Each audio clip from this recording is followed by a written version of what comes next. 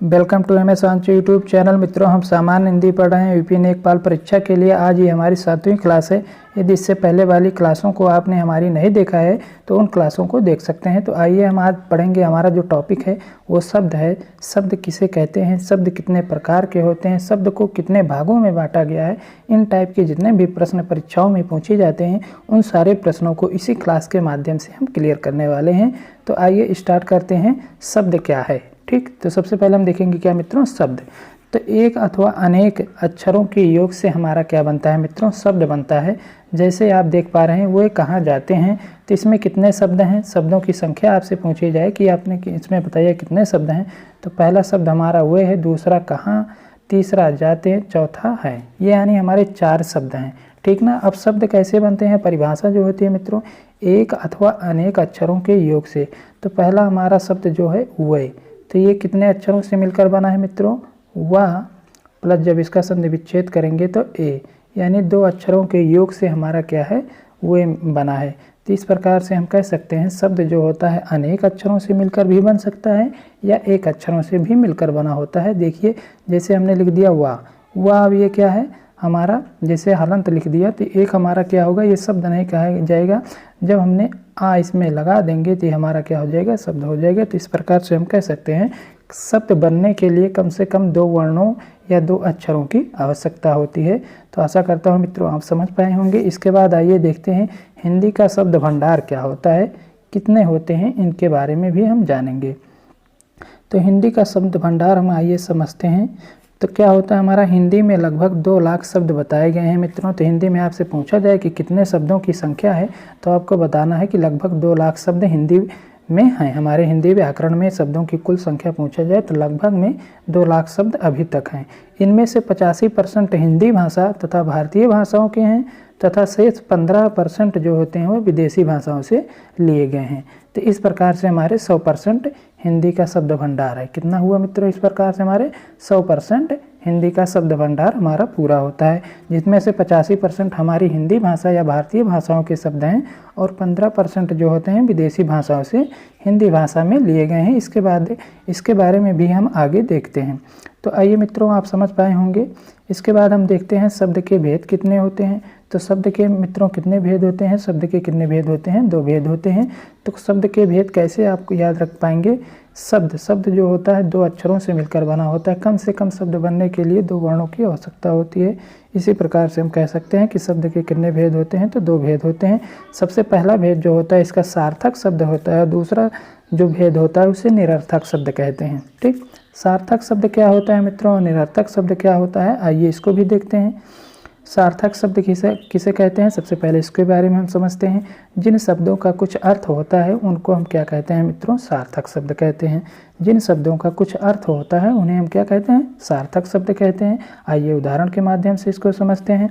जैसे घर, नगर, मैं, आप, विश्वविद्यालय इत्यादि, ये सब क्या हैं, अलग अलग शब्द हैं मित्रों। क्या है, जैसे घर है, जैसे मित्रों देख पा रहे हैं, जैसे घर क्या है, इसका एक शब्द है और ये क्या है, इसका क्या होता है, एक मतलब होता है यानी अर्थ होता है, सार्थक शब्द। नगर भी इस प्रकार से हमारा शब्द है, इसका भी एक अर्थ होता है। तो यानी ऐसे शब्द जिनका क्या होता है, अर्थ होता है, उन शब्दों को हम क्या कहते हैं, सार्थक शब्द कहते हैं। इसके बाद हम देखेंगे हमारा जो दूसरा भाग होता है वो निरर्थक शब्द होता है। जिन शब्दों का कोई अर्थ नहीं होता उनको हम मित्रों क्या कहते हैं, निरर्थक शब्द कहते हैं। कैसे समझेंगे इसको, आइए उदाहरण के माध्यम से समझते हैं। जैसे पहला है हमारा फटाफट, चटाचट, टन इत्यादि, ये सब हमारे जो शब्द होते हैं क्या कहलाते हैं, हमारे निरर्थक शब्द, यानी इनका कोई अर्थ नहीं होता। यानी ऐसे शब्द जिनका कोई अर्थ हमको ना पता हो उन शब्दों को हम निरर्थक शब्द के नाम से जानते हैं। आइए इसके बाद और देखते हैं मित्रों। कुछ निरर्थक शब्द ऐसे भी होते हैं जो सार्थक शब्दों के साथ प्रयुक्त किए जाते हैं। इसको आपको याद रखना होगा मित्रों। कुछ निरर्थक शब्द ऐसे भी होते हैं जो सार्थक शब्दों के साथ प्रयोग किए जाते हैं। उन शब्दों को भी हम देखते हैं कि वो ऐसे कौन कौन से शब्द हैं। जैसे आप देख पा रहे हैं मित्रों, ठीक ठाक, दूसरा शब्द है हमारा रोटी ओटी, तीसरा शब्द है हमारा काम धाम, चौथा शब्द है हमारा खाना वाना इत्यादि, तो इसमें आपको बताना है कि कौन से सार्थक शब्द हैं और कौन से सार्थक शब्द हैं, कौन से निरर्थक शब्द। तो जैसे हमारा ठीक, ठीक का अर्थ होता है मित्रों, तो ये हमारा सार्थक शब्द है, लेकिन ठाक का कोई अर्थ हमको नहीं पता होता, तो इस प्रकार से हम इसको निरर्थक शब्द कहते हैं। तो इस प्रकार से ये जो ऊपर वाली लाइन है इसका मतलब समझते हैं, यही है इसका कह रहा है कि कुछ निरर्थक शब्द ऐसे भी होते हैं जो सार्थक शब्दों के साथ प्रयुक्त होते हैं, और प्रयुक्त होने के बाद वो सार्थक के साथ जब मिल जाते हैं तो निरर्थक शब्द भी सार्थक शब्द कहलाते हैं। जैसे पहला शब्द होता है हमारा ठीक ठाक, दूसरा है रोटी वोटी। तो रोटी हमारा सार्थक शब्द, आपसे पूछा जाए कि इसमें सार्थक शब्द बताइए तो आपको रोटी बताना है, और निरर्थक शब्द बताइए तो आपको ओटी बताना है। तो ओटी का कोई अर्थ नहीं होता, इसलिए इसे निरर्थक कहते हैं। रोटी का एक पर्याप्त अर्थ होता है, इसीलिए इसे सार्थक शब्द कहते हैं। इसके बाद हम देखते हैं काम। काम हमारा सार्थक शब्द, धाम जो होता है हमारा निरर्थक शब्द, खाना जो होता है हमारा सार्थक शब्द, वाना जो होता है हमारा क्या होता है मित्रों, ये निरर्थक शब्द। तो इसी प्रकार से आप समझ सकते हैं कि सार्थक शब्द ऐसे शब्द होते हैं जिनका कोई एक अपना पर्याप्त अर्थ होता है, उन शब्दों को हम सार्थक शब्द कहते हैं, और जिन शब्दों का कोई अपना पर्याप्त अर्थ नहीं होता उन शब्दों को हम निरर्थक शब्द कहते हैं। लेकिन कुछ कंडीशनों में जो निरर्थक शब्द होते हैं वो सार्थक शब्द के साथ जब प्रयोग में लाए जाते हैं तो वो भी हमारे सार्थक शब्द कहलाते हैं। ठीक, तो आइए इसके बाद और देखते हैं मित्रों। अब शब्दों के हम भेद के बारे में समझते हैं, अलग अलग से जो इनके भेद होते हैं। सबसे पहला भेद होता है बनावट के आधार पर शब्दों के भेद। तो बनावट के आधार पर शब्द के कितने भेद होते हैं या कितने प्रकार होते हैं, तो मित्रों आपको याद रखना है कि कैसे बनावट के आधार पर शब्द के कितने भेद होते हैं। तो सबसे पहला भेद जो होता है हमारा रूढ़ शब्द होता है, दूसरा यौगिक शब्द होता है, तीसरा योग रूढ़ शब्द होता है। तो आइए इनको एक एक कर समझते हैं कि सबसे पहला हमारा रूढ़ शब्द क्या होता है। तो रूढ़ शब्द के बारे में आइए समझते हैं। इसकी परिभाषा क्या कह रहा है कि जो शब्दों के योग से नहीं बनते उन्हें हम रूढ़ शब्द कहते हैं। मित्रों क्या है परिभाषा हमारी कि जो शब्दों के योग से नहीं बनते उन शब्दों को हम रूढ़ शब्द कहते हैं। यानी हम कह सकते हैं कि ये क्या होता है कि शब्दों के योग से नहीं बनेंगे, ये केवल अक्षरों के योग से बनते हैं, तो उन शब्दों को हम क्या कहते हैं, रूढ़ शब्द कहते हैं। जैसे हम देख पा रहे हैं उदाहरण, सबसे पहला हमारा आम है। पहला शब्द हमारा क्या है मित्रों, आम है। तो ये शब्दों के योग से नहीं बना है, किसके योग से बना है, वर्णों या अक्षरों के योग से बना है। तो इसका जैसे हम संधि विच्छेद करेंगे, जैसे हम आ को काट दे रहे हैं और माँ को अलग कर दे रहे हैं, तो मित्रों ना तो आ का कोई अर्थ होता है ना ही माँ का अर्थ होता है। तो इस प्रकार से हम कह सकते हैं कि ये क्या है, शब्दों के योग से नहीं बना है, अर्थात ये पर्याप्त में अपने आप में ही एक शब्द है। तो इन टाइप के जो शब्द होते हैं, अर्थात हम जब कह सकते हैं कि जो वर्णों के योग से बनते हैं उन शब्दों को रूढ़ शब्द कहते हैं। जैसे दूसरा उदाहरण हमारा होता है काम, तीसरा हाथ, तीसरा क्या होता है नाक, और चौथा होता है कान, फिर इसके बाद कलम इत्यादि। इस प्रकार से हमारे रूढ़ शब्द होते हैं। यानी रूढ़ शब्द जो होते हैं वो वर्णों के योग से बने होते हैं, शब्दों के योग से नहीं बने होते हैं, तो उन शब्दों को हम रूढ़ शब्द कहते हैं। आइए इसके बाद हम देखते हैं कि यौगिक शब्द क्या होते हैं। जो शब्दों के योग से बनते हैं उन्हें यौगिक शब्द कहते हैं। अब मित्रों इसमें क्या है, अभी को क्या करना है, आपको शब्दों के योग से बनाना है। यानी यौगिक शब्द ऐसे शब्द होते हैं जो शब्दों के योग से बने होते हैं, उन शब्दों को हम क्या कहते हैं, यौगिक शब्द कहते हैं। आइए उदाहरण के माध्यम से समझते हैं। जैसे हमारा विद्यार्थी, विद्यार्थी का जब हम संधि विच्छेद करेंगे तो मित्रों विद्या धन अर्थी होता है। विद्या का भी अपना एक अर्थ होता है और अर्थी का भी अपना एक क्या होता है, अर्थ होता है। इस प्रकार से हम कह सकते हैं विद्यार्थी जो होता है ये किस प्रकार का शब्द है, तो यौगिक शब्द है, क्योंकि ये शब्दों के योग से बना है। तो जो शब्दों के योग से जो जिन शब्दों का निर्माण होता है उन शब्दों को यौगिक शब्द कहते हैं। इसी प्रकार से हमारा दूसरा शब्द है छात्रावास, यानी छात्र प्लस आवास। क्या होगा मित्रों, छात्र प्लस आवास। छात्र प्लस आवास जो होगा उसी को हम क्या कहेंगे, छात्रावास कहते हैं। तो छात्र भी अपने आप में एक शब्द है और इसका अर्थ होता है, तो इस प्रकार से ये सार्थक शब्द है। आवास भी अपना एक शब्द होता है, इसका भी अपना एक अर्थ होता है, तो ये भी एक सार्थक शब्द है। तो अर्थात कह सकते हैं जब दो सार्थक शब्द मिलते हैं तो उनको हम क्या कहते हैं, यौगिक शब्द कहते हैं। इसी प्रकार से हमारा विश्वविद्यालय पंचवर्षीय है, आप समझ सकते हैं। तो आइए इसके बाद हम देखते हैं हमारा अगला जो भाग होता है बनावट के आधार पर शब्दों के भेद में, वो होता है योग रूढ़, यानी ये हमारा लास्ट है। इसके बाद हम देखेंगे क्या, जो शब्द दो या दो से अधिक शब्दों के योग से बनते हैं पर सामान्य अर्थ छोड़कर उनका कोई विशेष अर्थ देने लगते हैं, उन शब्दों को हम क्या कहते हैं, योग रूढ़ शब्द कहते हैं। जैसे पंकज, जलज, अर्थात हम कह सकते हैं ऐसा शब्द जिसका जो अर्थ होता है यानी वो अपना अर्थ क्या देते हैं, किसी तीसरे की तरफ क्या करते हैं, संकेत करते हैं, उन शब्दों को हम क्या कहते हैं, योग रूढ़ शब्द कहते हैं। योग रूढ़ शब्द के अंतर्गत ये आपसे पूछा जाए कि कौन कौन से उदाहरण आते हैं, तो मित्रों आपको याद रखना होगा कि बहुब्रीहि समाज के जितने भी शब्द होते हैं वो सब क्या होते हैं, योग रूढ़ शब्द के अंतर्गत समाहित होते हैं या सम्मिलित होते हैं या उन्हीं के अंतर्गत आते हैं। तो आइए इसके बाद आगे देखते हैं मित्रों। अब इसके बाद हम देखेंगे शब्दों के भेद। जो हमारा दूसरा आधार है वो है उत्पत्ति के आधार पर शब्दों के भेद। तो उत्पत्ति के आधार पर शब्दों के 4 भेद होते हैं। सबसे पहला भेद जो होता है हमारा वो तत्सम शब्द, दूसरा तद्भव शब्द, तीसरा हमारा होता है देशज शब्द, चौथा जो होता है हमारा विदेशी शब्द। तो आइए एक एक करके इनको भी समझते हैं। तो पहला हमारा क्या होता है, तत्सम शब्द। तो इसकी परिभाषा को हम सबसे पहले देखेंगे।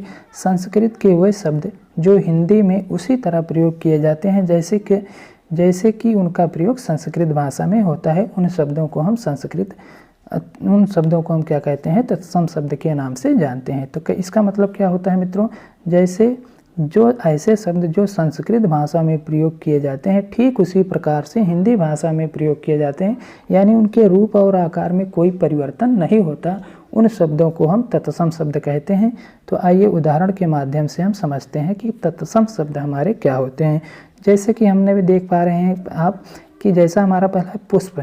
पुष्प को हम संस्कृत में पुष्प ही कहते हैं और हिंदी में भी इसको पुष्प को क्या कहते हैं, पुष्प ही कहा जाता है। तो ये हमारे कैसे शब्द हो गए, तत्सम शब्द। इसके बाद हमारा जैसे अग्नि है, तो अग्नि को संस्कृत भाषा में अग्नि कहा जाता है, लेकिन हिंदी भाषा में भी अग्नि को अग्नि ही कहा जाता है। तो इस प्रकार से हमारा क्या हो जाएगा, तत्सम शब्द। इसके बाद हमारा तीसरा जो होता है हस्त। हस्त को संस्कृत में हम हस्त के नाम से जानते हैं, लेकिन जब इस शब्द को हस्त को उठाकर हिंदी में लाते हैं तो इसको हस्त को हस्त ही हिंदी में भी कहा जाता है। तो इस प्रकार से हमारा हस्त जो होगा तत्सम शब्द होगा। इसी प्रकार से हम देखते हैं अगला आम्र। आम्र जो होता है मित्रों, इसको हम क्या कहते हैं, संस्कृत में आम कहते हैं, अरे नहीं आम्र कहते हैं। जब इसको हिंदी में भी लाते हैं तो भी इसको क्या आम्र की तरह से प्रयोग किया जाता है। तो इसे कि इस प्रकार से ये जितने भी शब्द होंगे ये हमारे क्या कहलाएंगे, तत्सम शब्द। इसके बाद हम देखते हैं तद्भव शब्द हमारे क्या होते हैं। दूसरा जो हमारा भाग होता है तद्भव शब्द। संस्कृत के वे शब्द जो हिंदी में आने पर उनका रूप बदल जाता है तद्भव शब्द कहलाते हैं। तो इसका मतलब समझेंगे मित्रों, यानी संस्कृत के जो शब्द हैं उनका जब हिंदी में हम प्रयोग करेंगे तो उनका क्या करेंगे, रूप बदल देंगे या उनका रूप बदल जाता है। तो ऐसे शब्द जो होते हैं हमारे तद्भव शब्द कहलाते हैं। तो आइए उदाहरण के माध्यम से इसको समझते हैं कैसे। जैसे मित्रों हमारा पहला है कि फूल। फूल जैसे हमने वहाँ पर क्या कहा था, संस्कृत का शब्द क्या था, पुष्प, लेकिन अब इसको हिंदी में लाए तो हमें क्या कहेंगे, यहाँ पर हिंदी में इसको हम दूसरे नाम से जानते हैं यानी फूल कहेंगे। तो ये हमारा क्या हो गया, तद्भव शब्द। वहाँ पर हम इसको अग्नि को क्या कहते थे, अग्नि ही कहते थे, लेकिन यहाँ पर अब क्या कहेंगे, आग कहेंगे मित्रों। तो इस प्रकार से हमारा क्या हो गया, ये हमारा तद्भव शब्द हो गया। इसके बाद हम देखते हैं हस्त, वहाँ पर कहते थे, लेकिन जब इसको हिंदी में हम लेकर आए, इसका रूप बदल दिए, तो हम इसको क्या कहेंगे, हम क्या कहेंगे, इसको तद्भव शब्द कहेंगे। वहाँ पर हम आम्र कहते थे, लेकिन इसको जब हिंदी में लाए, इसका प्रयोग हमने रूप बदला, तो इसको हमने क्या कहा, अपनी सरलता के हिसाब से आम कहा। तो इस प्रकार से हमारे तद्भव शब्द होते हैं और इसी प्रकार से हमारे तत्सम शब्द भी होते हैं। अब इसके बाद हम देखते हैं तीसरा भेद हमारा जो होता है वो देशज शब्द होता है। कौन सा होता है मित्रों, देशज शब्द। तो जिन शब्दों के बारे में हमें पता नहीं होता कि वे किस भाषा से लिए गए हैं, उन शब्दों को हम देशज शब्द कहते हैं। मित्रों फिर से परिभाषा को देखेंगे ध्यान से। जिन शब्दों के बारे में हमें पता नहीं होता कि ये शब्द किस भाषा से लिए गए हैं, उन शब्दों को देशज शब्द कहते हैं। तो आइए उदाहरण के माध्यम से इसको भी देखते हैं। उदाहरण से ही हम समझेंगे इसको। जैसे तेंदुआ। तेंदुआ हमको पता नहीं है मित्रों कि किस भाषा से लिया गया है शब्द। तो इस प्रकार से हमको जब पता ना हो कि ये किस भाषा से लिया गया है, तो उन सारे शब्दों को हम क्या कहेंगे, देशज शब्द। इसके बाद हम कहते हैं खिड़की हमारा शब्द है। खिड़की हमें पता नहीं है कि ये अरबी भाषा का है, कि फारसी भाषा का है, कि इंग्लिश भाषा का है, कि हिंदी भाषा का है, यानी हमको ये पता नहीं है। तो इन टाइप के प्रश्न जितने भी शब्द होते हैं उन शब्दों को हम क्या कहते हैं, देशज शब्द। इसके बाद हमारा ठेस है, इसके इसी प्रकार से हमारा लोटा है, इसी प्रकार से हमारा डिब्बा है। तो ये सारे शब्द जो होते हैं हमारे देशज शब्द होते हैं। तो आइए इसके बाद हम देखते हैं अगला भाग जो होता है हमारा विदेशी शब्द। अब विदेशी शब्द क्या होते हैं इसको भी समझते हैं। जो शब्द विदेशी भाषाओं से हिंदी में उसी प्रकार या बदल कर प्रयोग में लाए जाते हैं विदेशी शब्द कहलाते हैं। यानी इसका अर्थ हम समझेंगे मित्रों, यानी ऐसे शब्द जो विदेशी भाषा के हैं और उनको हम हिंदी भाषा में लाकर प्रयोग करते हैं, या उनका वैसे ही प्रयोग करते हैं या उनके रूप में उनका रूप बदल कर प्रयोग करते हैं, तो वो सारे शब्द हमारे विदेशी शब्द कहलाते हैं। आइए इनको भी समझते हैं। जैसे हमारा पहला शब्द है चाय। चाय ये किस भाषा का शब्द है, तो मित्रों चीनी भाषा का शब्द है। दूसरा है लीची, तो ये लीची भी हमारा चीनी भाषा का शब्द है। तो ये जैसे चीन में भी चाय को चाय कहा जाता है और लीची को लीची ही कहा जाता है। तो यानी इसके हमने रूप में कोई परिवर्तन नहीं किया, तो ये हमारे क्या कहलाएंगे, विदेशी शब्द। इसी प्रकार से धुआं को हम क्या कहते हैं, ये फारसी भाषा का शब्द होता है मित्रों, लेकिन जब इसका हम हिंदी में प्रयोग करते हैं तो धुआं को हम दुकान के नाम से जानते हैं। तो यानी इसके रूप में क्या किया गया है, परिवर्तन किया गया है। तो यानी विदेशी शब्द जो होते हैं ऐसे शब्द जो विदेशी भाषाओं से आए हैं, या तो उनके वह उसी तरह से प्रयोग किए जाते हैं जैसे उस भाषा में प्रयोग किए जाते थे, या हिंदी भाषा में उनको लाकर उनके रूप में भी परिवर्तन कर दिया जाता है। तो ये इस प्रकार के जितने भी शब्द होते हैं उन शब्दों को हम विदेशी शब्द के नाम से जानते हैं। इसी प्रकार से हमारा अगला शब्द होता है आइन। आइन को हम हिंदी में क्या कहते हैं, आईना। फिर हमारा अस्पताल होता है, अस्पताल को हम हिंदी में क्या कहते हैं, हॉस्पिटल। फिर इसी प्रकार से गिलास होता है। ये तो हॉस्पिटल जो होता है ये हमारा हिंदी भाषा का शब्द है, लेकिन हॉस्पिटल जो होता है मित्रों ये हमारा इंग्लिश भाषा का शब्द है। इसी प्रकार से ग्लास जो होता है हमारा हिंदी में गिलास कहा जाता है और इंग्लिश में हमारा क्या कहा जाता है, ग्लास। तो यानी ये अंग्रेजी भाषा के शब्द हैं। इसके बाद हम देखते हैं मित्रों हमारा अगला भेद जो होता है। अब इसके बाद हम समझेंगे कि अर्थ के आधार पर शब्द के कितने भेद होते हैं। तो इसको हम कैसे याद रखेंगे कि अर्थ के आधार पर शब्द के कितने भेद होते हैं मित्रों। तो अर्थ में एक अक्षर, दो अक्षर और तीसरा राय, यानी इस प्रकार से 3 अक्षर हैं। तो इस प्रकार से हम याद रख सकते हैं कि अर्थ के आधार पर शब्द के कितने भेद होते हैं, तो 3 भेद होते हैं। सबसे पहला भेद जो होता है वाचक, या इसी को अभिधा के नाम से जानते हैं। दूसरा जो होता है हमारा लाक्षणिक, तीसरा या लक्षणा भी कहते हैं इसी को। तीसरा जो होता है हमारा व्यंजक या व्यंजना के नाम से जानते हैं। तो आइए इन तीनों शब्दों के बारे में, भेदों के बारे में समझते हैं। सबसे पहला हमारा होता है वाचक शब्द। जिन शब्दों का अर्थ सरलता से हमें समझ में आ जाता है उनको हम वाचक शब्द के नाम से जानते हैं। फिर से मित्रों हम इसकी परिभाषा देखेंगे। जिन शब्दों का अर्थ सरलता से समझ में आ जाता है उनको हम वाचक शब्द के नाम से जानते हैं। जैसे हमने कह दिया घर, घर का मतलब आपको हमने घर बोल दिया, तो यानी घर में मनुष्य रहते हैं।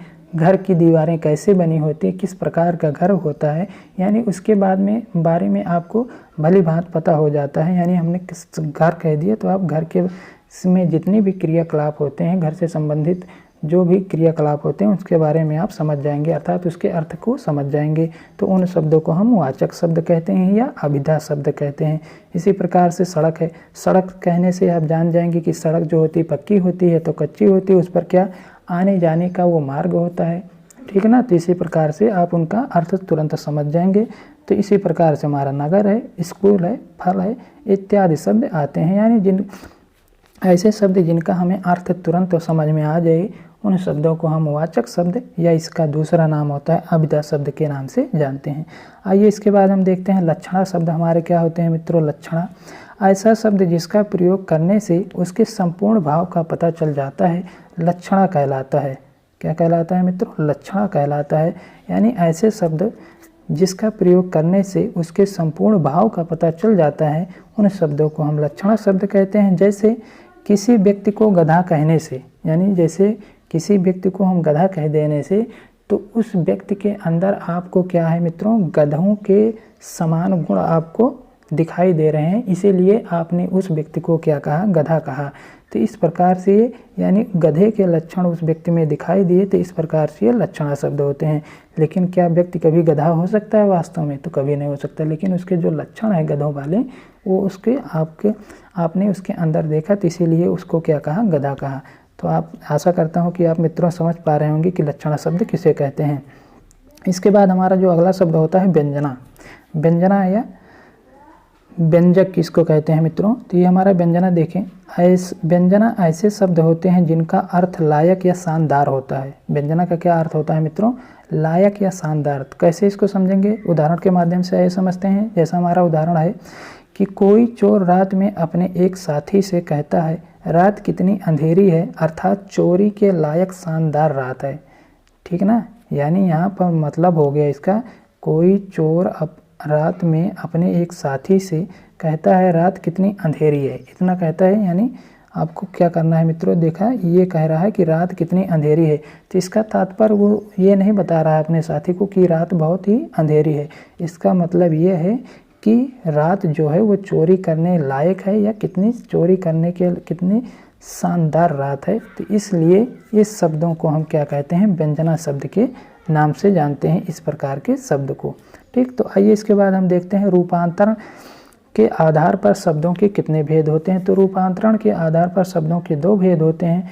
नंबर एक जो होता है विकारी शब्द, और दूसरा जो होता है अविकारी शब्द। तो विकारी शब्द के बारे में हम देखते हैं मित्रों। ऐसे शब्द जिनका लिंग वचन कारक के अनुसार रूप बदल जाता है, उन शब्दों को हम क्या कहते हैं? विकारी। विकार का मतलब होता है परिवर्तन। विकारी का अर्थ जो होता है मित्रों क्या होता है? परिवर्तन। यानी ऐसे शब्द जिनका लिंग वचन कारक आदि के अनुसार उनके रूप में परिवर्तन हो जाता है, उन शब्दों को हम विकारी शब्द कहते हैं। इसके बाद हम देखेंगे अविकारी शब्द हमारे क्या होते हैं मित्रों। तो अविकारी का मतलब होता है, अविकारी शब्द को हम अव्यय शब्द के नाम से जानते हैं। इसकी परिभाषा क्या होती है मित्रों? जिनका लिंग वचन कारक के अनुसार परिवर्तन नहीं होता, उन्हें हम क्या कहते हैं? अविकारी शब्द कहते हैं। जैसे हमने अपने पहले ही क्लास में बताया था कि कहीं पर आपको आ मिल जाए तो आ का मतलब होता है नहीं, और विकारी का मतलब होता है परिवर्तन। तो परिवर्तन के पहले नहीं आप लगा देंगे तो नहीं परिवर्तन हो जाएगा मित्रों। तो आप कह सकते हैं कि ऐसे शब्द जिनका लिंग वचन कारक के अनुसार परिवर्तन नहीं हो सकता, उन शब्दों को अविकारी शब्द कहते हैं या अव्यय शब्द कहते हैं। जैसे हमने लिख दिया प्रति लिख दिया मित्रों, तो ये हमारा क्या है? अविकारी शब्द। इसको चाहे जिस शब्द के साथ आप लगाएंगे, इसके लिंग वचन कारक में कोई परिवर्तन नहीं होगा, तो इन शब्दों को हम क्या कहते हैं?